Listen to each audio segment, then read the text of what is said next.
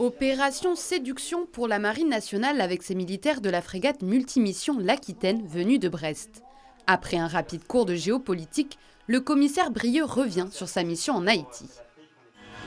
Une fois qu'on a traversé l'Atlantique, on devait s'arrêter en Guyane. Mais on n'a pas pu le faire parce que le président de la République a appelé le commandant du bateau pour sauver les ressortissants français qui étaient bloqués, qui ne pouvaient plus sortir de l'île. L'armée, Mathis s'y voit déjà depuis des années. La marine, j'ai toujours voulu y aller, toujours voulu être militaire. Mon père y a été dans la marine et tout, donc dès petit, j'étais déjà inspiré à y aller. J'aimerais bien faire électricien d'armes ou électricien dans la marine.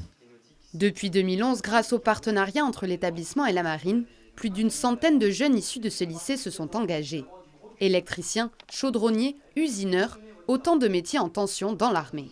Ce qui est intéressant dans ce lycée, c'est qu'il y a des bacs pro, comme le bac pro maintenance, le bac pro électrotechnique, où on prépare le jeune donc, à des métiers qui sont en corrélation directe avec donc, les métiers qui sont dans les forces armées, et notamment pour la Marine nationale.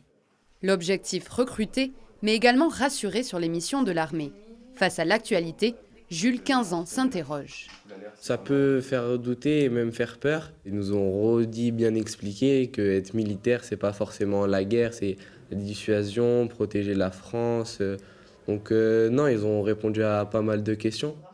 Dès l'année prochaine, s'ils le souhaitent, ces élèves pourront intégrer la classe défense et découvrir lors de stages à la base de Toulon les métiers de la marine.